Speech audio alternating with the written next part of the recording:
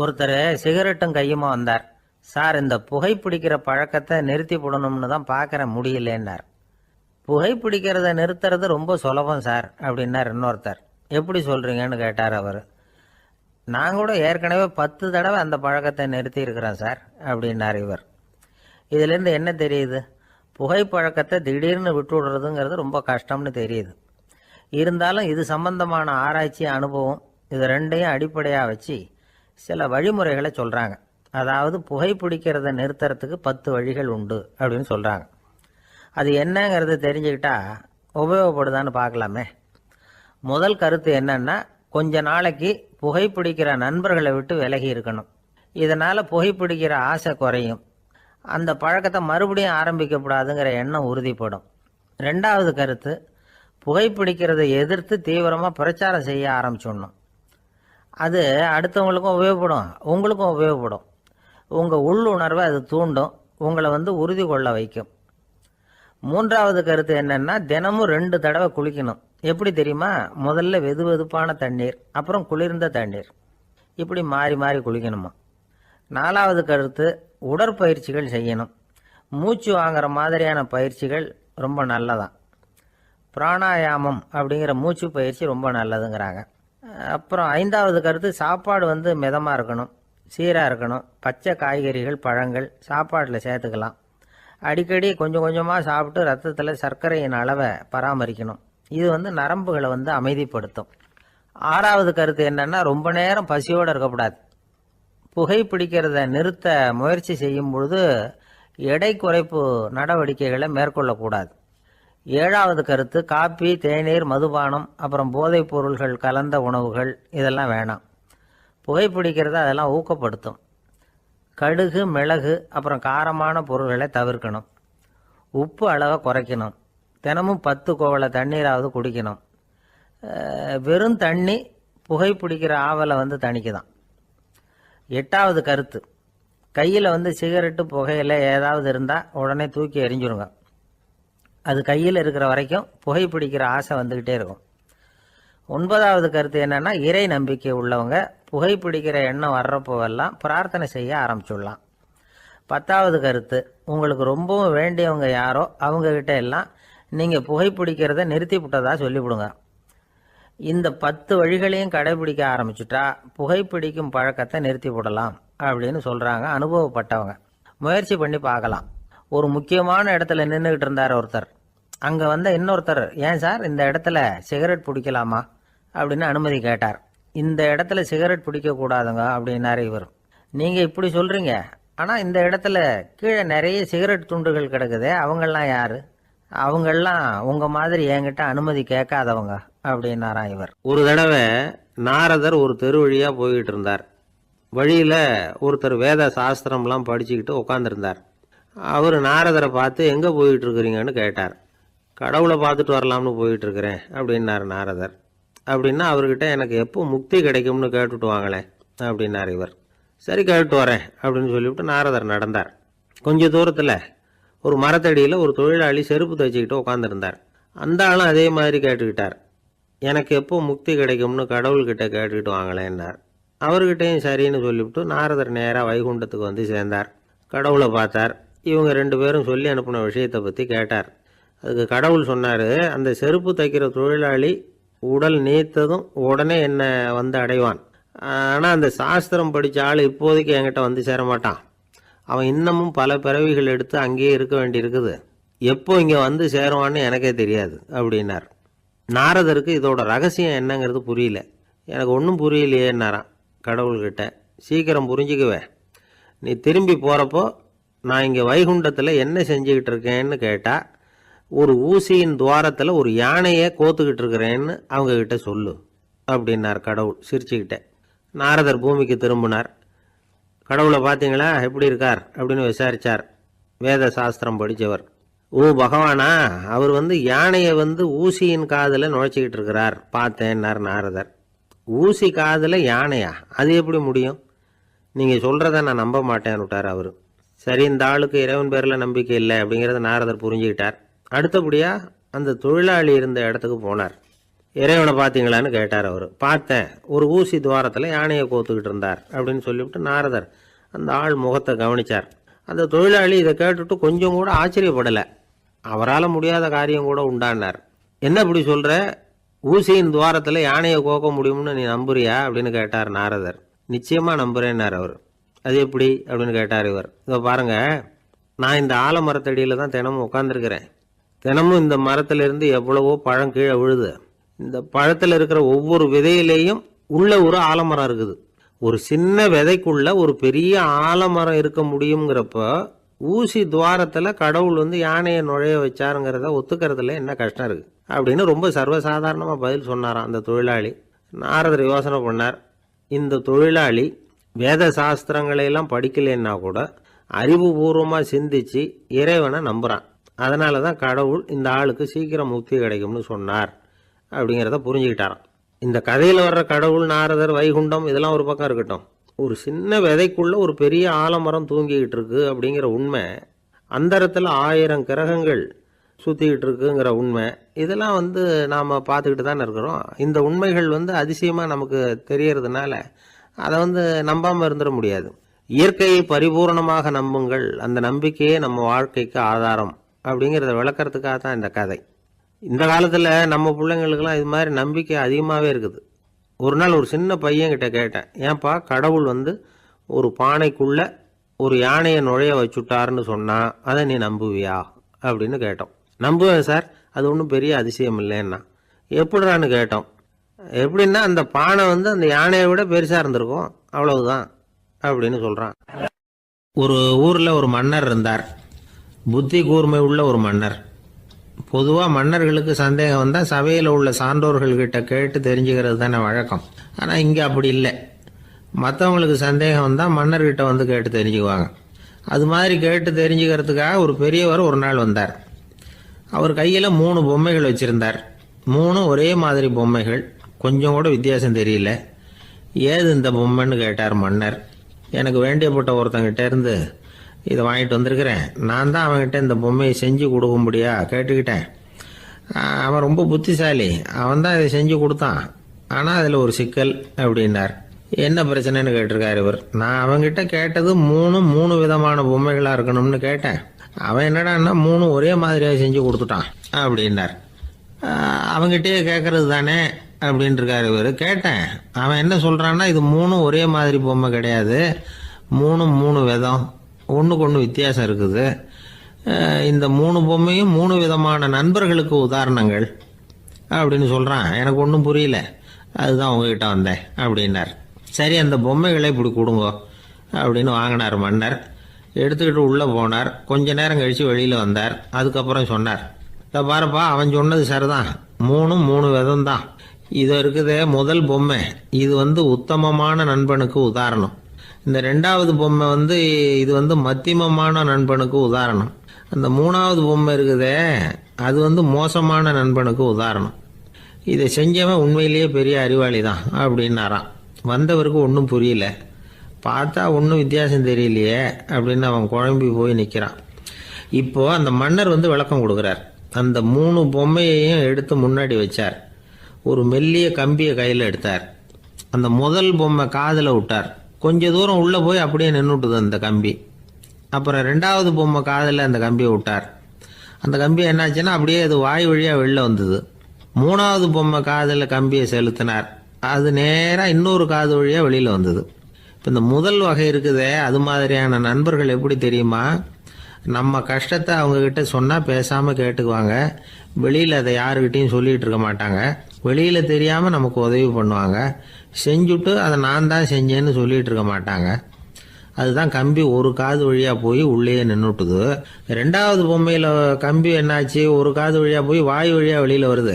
இது மாதிரியான நண்பர்கள்கிட்ட நாம் கஷ்டத்தை சொன்னால் அதை அவங்க 4 பேர்கிட்ட போய் சொல்லி நமக்காக உதவி கேட்பாங்க. நமக்குன்னு கேட்டு வாங்கி அதை நம்மகிட்ட கொண்டுகிட்டு கொடுப்பாங்க. இவங்க மத்தியமமான நண்பர்கள். 3வது பொம்மையில் ஒரு காது வழியாக செலுத்துகிற கம்பி இன்னொரு காது வழியாக வெளியில் வந்துடுது. இது மாதிரியான நண்பர்கள்கிட்ட நம்ம கஷ்டத்தை சொன்னால் அவங்க காது கொடுத்து கேட்கறது மாதிரி நடிப்பாங்க. அப்படியே இன்னொரு காது வழியாக அதை வெளில விட்டுருவாங்க. அதை பற்றி கவலைப்பட மாட்டாங்க. இதுதான் இந்த பொம்மைகளுக்குள்ளே இருக்கிற வித்தியாசம். அப்படின்னு விளக்கம் கொடுத்தாராம் மன்னர். படிக்கிற பிள்ளைங்கள்லேயும் இது மாதிரி 3 வகை உண்டு. சில பேர் காதால் வாங்கி மனசில் வச்சுக்குவான், சில பேர் காதால் வாங்கி பேனாவால் எழுதி விடுவான், சில பேர் ஒரு காதால் வாங்கி இன்னொரு காதால் வெளியில் விட்டுருவான். ஒரு பையன் வகுப்பில் ஆசிரியர் பாடம் நடத்தும் பொழுது தலையை வேகமாக ஆட்டி ஆட்டி கேட்பானான். ஏன்டா இப்படி தலையை இப்படி ஆட்டுற அப்படின்னு கேட்டிருக்கான் பக்கத்தில் இருந்தவன். தலையை ஆட்டினா தாண்டா ஒரு காது வழியாக உள்ளே போகிறது, இன்னொரு காது வழியாக வெளியில் வேகமாக வெளில போகும் அப்படின்னானா அந்த பையன். ஒரு நாள் ஒரு தகப்பனார் தன்னுடைய பிள்ளைய அழைச்சிட்டு வந்தார். சார், இவன் சரியாக படிக்க மாட்டேங்கிறான், பெரியவங்களை மதிக்க மாட்டேங்கிறான், நீங்கள் கொஞ்ச நாள் இவனுக்கு குருவாக இருந்து நல்ல விஷயங்களை சொல்லி கொடுத்தா தேவையில்லைன்னார். பெரியவங்களையே மதிக்காதவன் எப்படி என்ன மதிக்க போகிறான் அப்படிங்கிறது நமக்கு யோசனை வரும் இல்லையா? வேணாங்க, என்னை விட்டுருங்க அப்படின்னோம். அவர் விட மாட்டேன்னு விட்டார். இல்லைன்னா அவரே சிஷ்யன் ஆகிடுவார் போல இருந்தது. சரி, வேறு வழி இல்லாமல் அந்த பையனையே என்னுடைய சீடை நான் ஏற்றுக்கிட்டு உபதேசம்லாம் பண்ண ஆரம்பித்தோம். அதாவது குரு பக்தின்னா அது எப்படி இருக்கணுங்கிறத பற்றி சொல்லி கொடுத்தோம் அவனுக்கு. சதமகர் அப்படின்னு ஒரு குரு இருந்தார். அவருக்கு ஒரு சீடர். அவன் பேர் துளசி சைதன்யன், நைஷ்டிக பிரம்மச்சாரி. தன்னுடைய குருவுக்கு எந்த நேரத்தில் எது தேவைங்கிறத புரிஞ்சுக்கிட்டு சேவை செய்கிறவன். ஆனால் இவனை பற்றி மற்ற சீடர்களுக்கு பொறாமல் வந்துட்டுது. இவன் மட்டும் இப்படி இருக்கானேன்னு உடனே குரு கிட்ட போய் கோல் மூட்டினாங்க. அவன் சரியில்லை, அவன் நடந்துக்கிறது சரியில்லை, அப்படி இப்படின்னு எதையாவது சொல்லி. இருந்தாலும் இதையெல்லாம் அந்த குரு நம்பலை. அவருக்கு தெரியும் யார் யார் எப்படின்னு. துளசி சைதன்யன் பெருமையை மற்ற சீடர்களுக்கு உணர்த்தணும் அப்படின்னு நினைச்சார். அதுக்கு ஒரு வழி பண்ணார். ஒரு நாள் சீடர்களை எல்லாம் கூப்பிட்டுக்கிட்டு ஒரு காட்டு வழியாக போய்கிட்டு இருந்தார். அங்கே ஒரு பெரிய மலை அருவி கொட்டிக்கிட்டு இருந்தது. குரு சீடர்கள் பக்கம் திரும்பினார். இந்த மலையின் மேலே இருந்து அந்த படுபாதாளத்தில் குதிக்கிறதுக்கு உங்களில் யார் தயார் அப்படின்னு கேட்டார். ஒரு சீடனும் வாயை திறக்கலை, ஒதுங்கி நின்றுக்கிட்டாங்க. பின்னாடி மூட்டை முடிச்சோடு வந்துக்கிட்டு இருந்தான் துளசி சைதன்யன். அவனை பார்த்தார். தபாருப்பா, நீ மேலே இருந்து அந்த அருவியில் குதி அப்படின்னார். அப்படியே செய்கிறேன் சுவாமின்னா ஓடி போய் பொத்துன்னு குதிச்சுட்டான். அடுத்த கணமே குருநாதர் தன்னுடைய யோக சக்தியால் பறந்து போய் அவன் கீழே விழுந்துடாமல் தாங்கி பிடிச்சி கொண்டுகிட்டு வந்துட்டார். மற்ற சீடர்களுக்கெல்லாம் ஒரு மாதிரி ஆயிட்டுது. அடுத்தபடியாக என்ன பண்ணலாம்னு யோசிச்சாங்க இவனை மாட்டி விடுறதுக்கு. ஒரு நாள் வெத்தலை அடிக்கிற ஒரு சின்ன உரலையும் உலக்கையையும் எடுத்து ஒளிய வச்சுட்டாங்க. சதமகர் சன்னியாசி இல்லை, அவர் வெத்தலை போடுவார். பல்லு சரியில்லை, அதனால் இடித்து தான் வெத்தலையை போடணும்.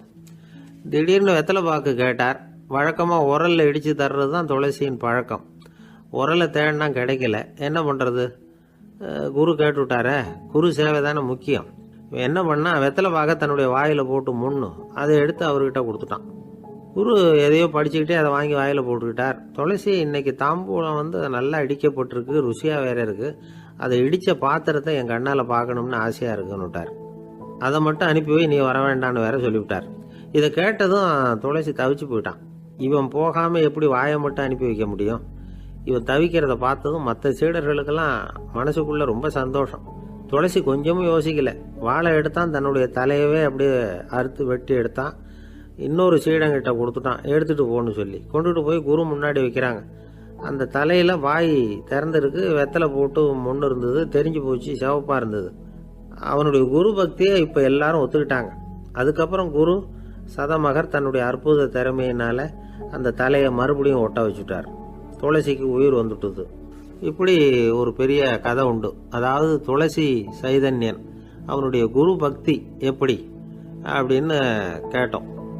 ரொம்ப அபாரம் அப்படின்னு அந்த பையன் அடக்கமாக.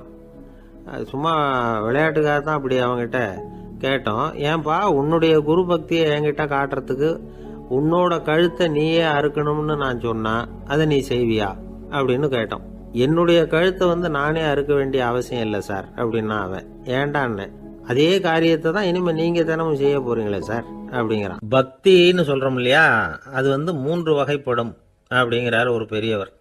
அது என்ன 3 வகைன்னா, தெய்வ பக்தி, அடியார்கள் பக்தி, குரு பக்தி. அடியார் பக்தியை விட தெய்வ பக்தியை விட குரு பக்தி தான் ரொம்பவும் சிறந்ததுங்கிறார் அவர்.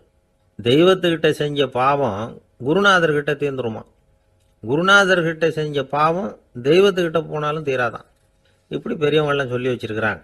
ஒரு காடு, அங்கே அயோத தௌமியர் அப்படின்னு ஒரு தபோதனர். அவர் பல மாணவர்களை ஒன்றா சேர்த்து ஒரு குருகுலம் நடத்திக்கிட்டு இருக்கிறார். பல தரப்பட்டவங்க பல திறப்பட்டவங்க மாணவர்கள் அதில் சேர்ந்து படிச்சுக்கிட்டு இருக்கிறாங்க.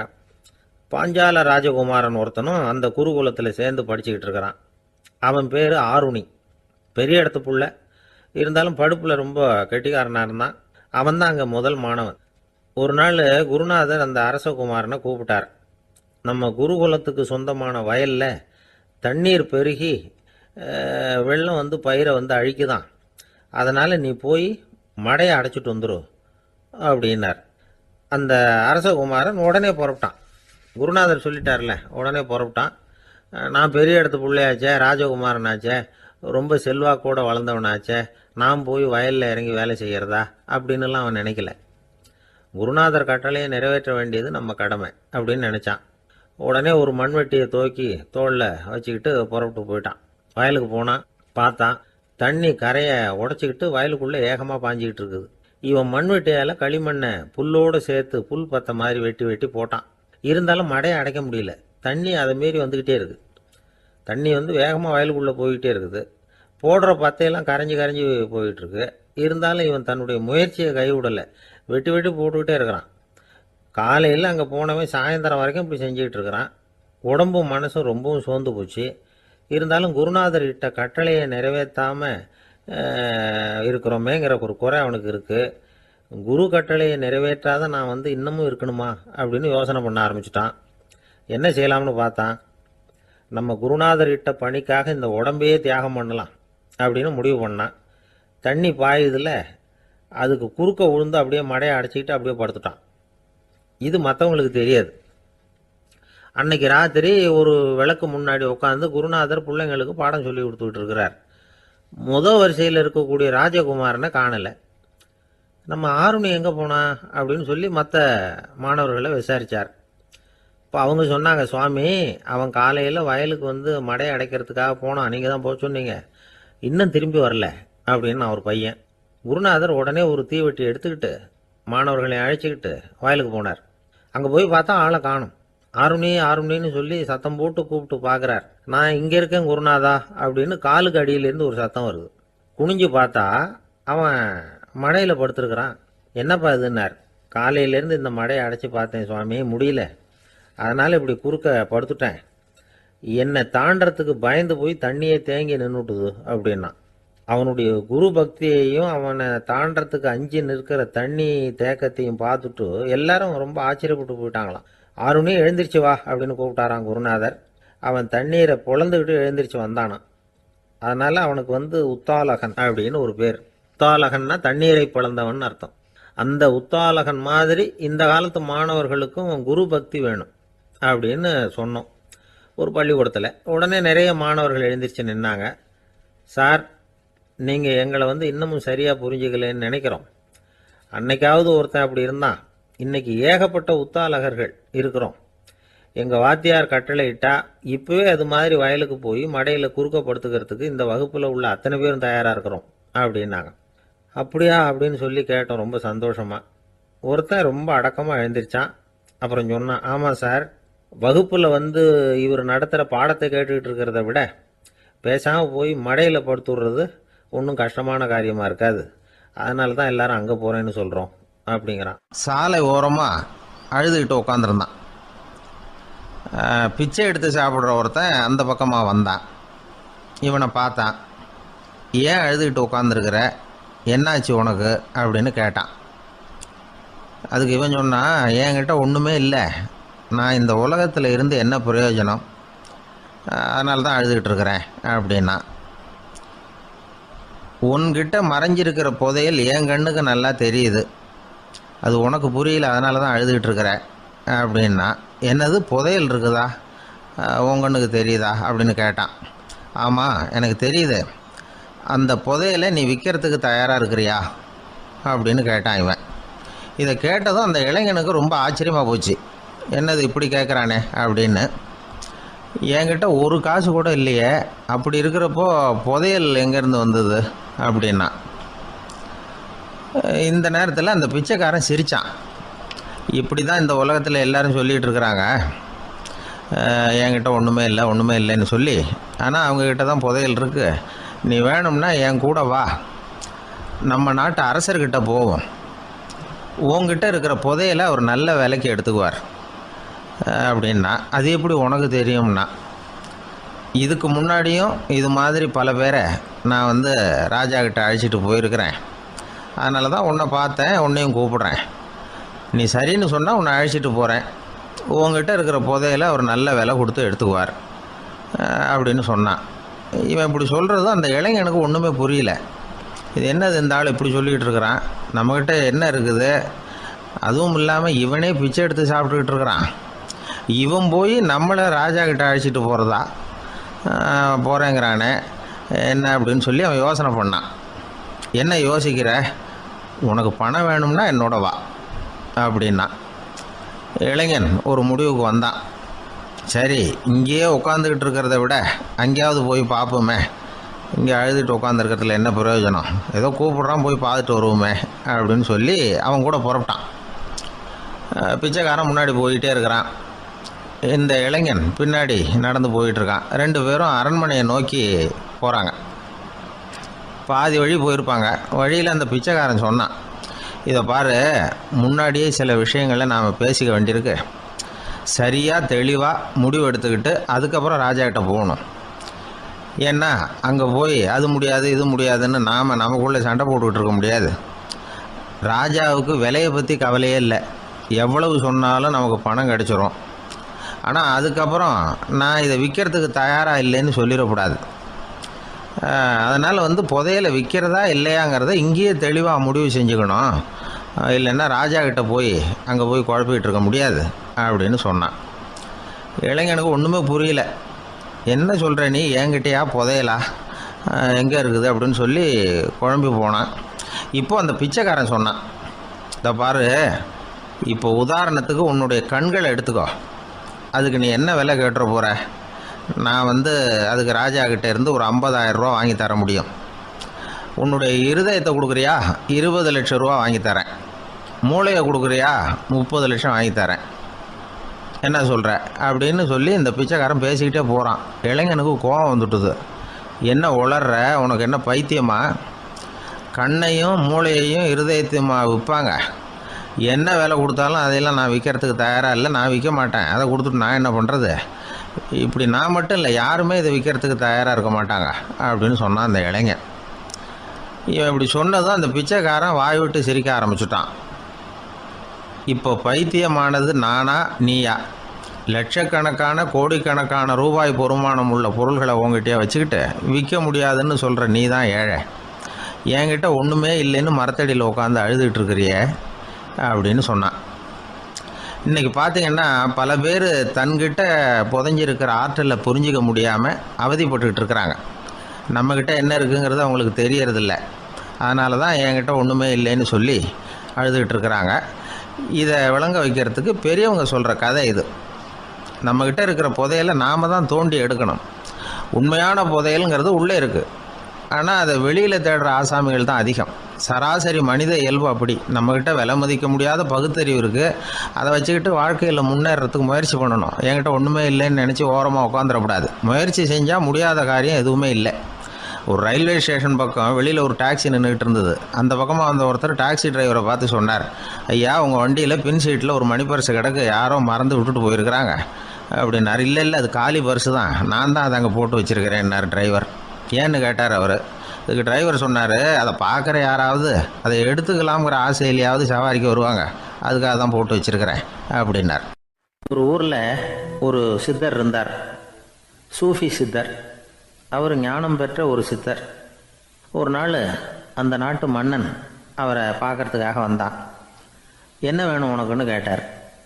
நான் கடவுளை பார்க்கணும், அதுக்கு நீங்கள் தான் உதவி பண்ணணும் அப்படின்னா அவன். சித்தர் கொஞ்சம் யோசனை பண்ணார். சரி, போயிட்டு நாளைக்கு வாடினார். அதே மாதிரி மன்னன் போயிட்டு அடுத்த நாள் வந்தான். இங்கே நீ என்னோட ஒரு வாரம் தங்கியிருக்க வேண்டியிருக்கும்னார். சரின்னா ஒரு பிச்சை பாத்திரத்தை தூக்கி கையில் கொடுத்தார். அவனுக்கு ஒன்றும் புரியல, இருந்தாலும் வாங்கிட்டான்.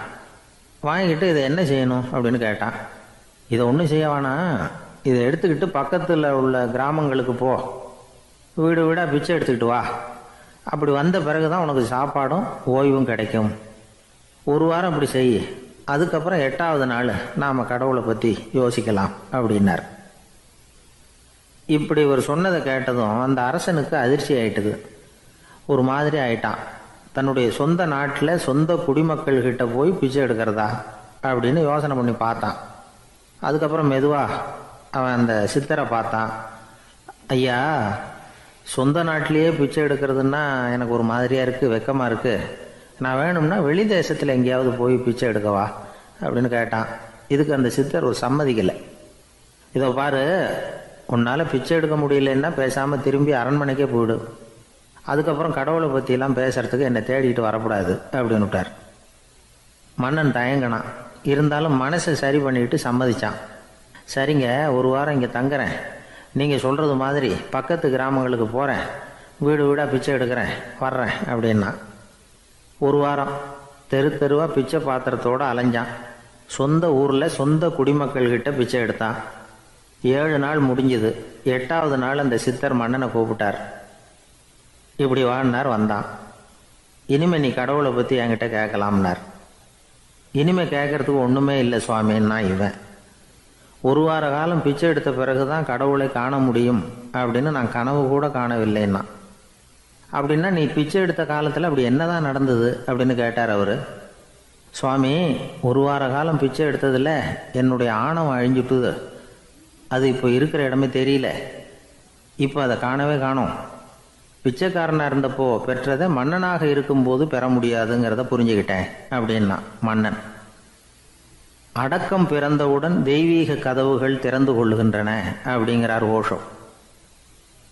நம்மால் ஒருத்தன் ஆணவம் அழியணுங்கிறதுக்காக ஒரு திருவோட்டை எடுத்துக்கிட்டு தெரு தெருவாக பிச்சை எடுக்க ஆரம்பித்தான். என்ன, தெய்வீக கதவுகள் திறந்துதா அப்படின்னு கேட்டார் ஒருத்தர். தெய்வீக கதவு திறக்கிறதுக்கு முன்னாடியே எங்கள் வீட்டு கதவு சாத்திக்கிட்டுதுன்னா. என்னடா சொல்கிறேன்னார். இனிமேல் வீட்டுக்குள்ளேயே வர வேணாம், இதையே தொழிலாக வச்சுக்கோ அப்படின்னு எங்கள் வீட்டில் சொல்லிவிட்டாங்க சார் அப்படின்னா. ஒரு மாணவனை பார்த்தேன். என்ன தம்பி படிப்புலாம் எப்படி இருக்குது அப்படின்னு விசாரித்தேன். அவன் ரொம்ப அழுத்துக்கிட்டான். நான் நல்லா தான் சார் படிக்கிறேன், இருந்தாலும் புத்தியில் சரியாக ஏற மாட்டேங்குது சார் அப்படின்னா. சரி, இவனும் நம்ம ரகம்தான் அப்படின்னு சொல்லி முடிவு பண்ணிட்டோம். கல்வி கற்கக்கூடிய ஒரு மாணவன் சம்பந்தப்படுற புத்திகள் பல வகை. அதை பற்றி ஒரு பெரியவர் விளக்கி இருக்கிறார். மிருத்து புத்தின்னு ஒன்று இருக்குதான். மிருத்துன்னா மண். மண்ணால் செவுறு கட்டுறோம்ல, மண் சுவரில் ஆணி அடிக்கிறதும் சுலபம், அதை பிடுங்கி எடுக்கிறதும் சுலபம். அது மாதிரி சில பேர் குரு சொல்லி கொடுக்குறத சுலபமாக கேட்டு தெரிஞ்சு வச்சுக்குவாங்க, கொஞ்ச நேரத்தில் சுலபமாக மறந்தும் போயிடுவாங்க. இது மிருத்து புத்தின்னு பேர், மண் புத்தி. தாரு புத்தின்னு ஒன்று உண்டான். தாருன்னா மரம். அதில் பச்சை மரத்தில் ஆணி அடிக்கிறது சுலபம், ஆனால் அதை எடுக்கிறது கஷ்டம்.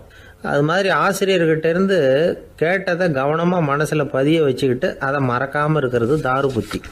பட்டை மரமாக இருந்தால் அதில் ஆணி அடிக்கிறதும் கஷ்டம், அடிக்கிற ஆணியும் சீக்கிரம் நழுவிடும். அது மாதிரி கேட்குற விஷயம் மனசில் பதியறதும் கஷ்டம். அப்படியே பதிஞ்சாலும் அது நீடிச்சு இருக்கிறதும் கஷ்டம், கொஞ்ச காலத்தில் மறந்துடும். இன்னொரு வகை புத்தி ஒன்று உண்டு, அதுக்கு பேர் சிலா புத்தின்னு பேர். சிலான்னா கல். ஒரு கருங்கல்லில் 4 துளையை போட்டு ஒரு துளையில் உளியை வச்சு அடித்தா மற்ற துளை வழியாகவும் பிளந்து கல் 2 ஆகிடும். அது மாதிரி சந்தியான இடங்களில் குறிப்பாக ஒரு பொருளை சொன்னால் அதை வச்சுக்கிட்டு மற்றதையும் தெரிஞ்சுக்கிறது, அது சிலா புத்தின்னு பேர். வேணு புத்தின்னா என்ன தெரியுமா? வேணுன்னா மூங்கில். மூங்கில் கணுவில் ஒரு பக்கம் உளியை வச்சு அடித்தா 2 பக்கமும் பிளந்துடும். அது மாதிரி ஒரு செய்தியை கேட்டுக்கிட்டு இருக்கிறப்பவே அதோட முன்பின் தொடர்களையும் தெரிஞ்சுக்கணும், அது வேணு புத்தி. தைல புத்தின்னு ஒன்று உண்டு. தைலம்ங்கிறது எண்ணெய். தண்ணியில் ஒரு துளி எண்ணெயை விட்டால் அது தண்ணி பூரா பரவி போடுதில்ல, அது இப்படி பரவுறது மாதிரி ஆசிரியர் சுருக்கமாக ஒரு கருத்தை சொன்னால் அதை வச்சுக்கிட்டு பூரா விஷயங்களையும் தெரிஞ்சுக்கணும், அது தைல புத்தி. கற்பூர புத்தின்னு ஒன்று கேள்விப்பட்டிருக்கோம். அது எப்படின்னா, கற்பூரம் தீ பட்ட உடனே பிடிச்சிக்கும். ஆசிரியர் சொன்ன உடனே நுண்ணறிவோட பாடங்களை புரிஞ்சுக்கிறது இந்த வகை புத்தி. கரி புத்தின்னு ஒன்று. அது எப்படின்னா, கரியில் நெருப்பை வச்சு விசிறிய பிறகு அதுக்கப்புறம் அது கறி நெருப்பாகும்.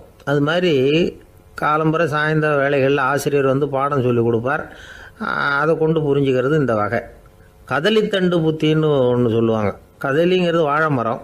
வாழைத்தண்டில் தீ வைக்கிறது எவ்வளவு சிரமமோ அவ்வளவு சிரமத்தோடு கல்வி கற்கிறது கதலித்தண்டு புத்தி. இதை தவிர இன்னும் சில வகையான மாணவர்களை கூட அடையாளம் காட்டுறாங்க. ஆசிரியர் சொன்னதில் நல்லதை மட்டும் எடுத்துக்கிறவன் அன்னம். ஆசிரியர் கிடைச்ச இடத்துல பாடத்தை கேட்டுக்கிட்டு பிறகு தனியாக உட்காந்து சிந்திக்கிறவன் பசு. பசுமாடு அப்படி தானே, புல் கண்ட இடத்துல மேயும், அதுக்கப்புறம் நிதானமாக அசை போட்டுக்கும். ஆசிரியர் சொன்னதை தவிர வேறு எதையும் சொல்ல முடியாதவன் கிளி. பல இடங்களில் பாடங்கள் கேட்டு கடைசியில் ஒன்றும் புரியாமல் போகிறவன் ஆடு. ஆடு ஒரு செடியில் வயிறார மேயாது, ஒரே செடியில். இக்கரைக்கு அக்கறை பச்சைன்னா அங்கேயும் இங்கேயும் அலைஞ்சிக்கிட்டே இருக்கும். சில பேருக்கு எருமைன்னு பேர். எருமை எப்படின்னா குளத்து நீரை கலக்கி தான் குடிக்கும். அது மாதிரி ஆசிரியர் மனசை நோக செய்து பயில்கிற மாணவர்கள்லாம் இந்த ரகம். இவ்வளவுலாம் இருந்தாலும் இந்த காலத்து மாணவர்கள்லாம் ஒரு தனி ரகம். ஒரு ஆசிரியர் வகுப்பில் பாடம் நடத்திக்கிட்டு இருந்தார். இலக்கண வகுப்பு. இறந்த காலம், நிகழ்காலம், எதிர்காலம், past tense, present tense, future tense, இதை பற்றிலாம் பாடம் நடத்துகிறார். எல்லாம் சொல்லி கொடுத்துட்டு இப்போ நான் ஒரு வாக்கியம் சொல்லுவேன், அது என்ன காலம் அப்படிங்கிறத நீங்கள் சொல்லணும்னார் ஆசிரியர். சரி, நாங்கள் மாணவர்கள்லாம், நான் நாளைக்கும் பாடம் நடத்த போகிறேன், இது என்ன காலம் அப்படின்னு கேட்டார் ஆசிரியர். அதாவது நான் நாளைக்கும் பாடம் நடத்த போகிறேன், இந்த வாக்கியம் என்ன காலம்னு கேட்டார். ஒரு பையன் மெதுவாக எழுந்திரிச்சு சொன்னான், இது எங்கள்